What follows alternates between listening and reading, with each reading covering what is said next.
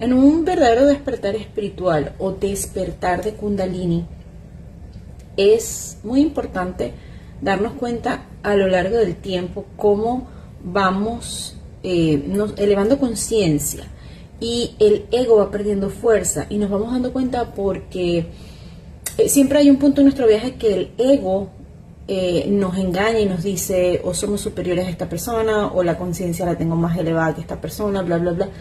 No necesariamente es que sea mentira, sino que te das cuenta de que realmente, independientemente de tu viaje y de tu avance, puedes aprender de cualquier persona, incluso la que antes tu ego te hacía pensar que su nivel de conciencia no era tan alto. Puedes incluso aprender de esa persona.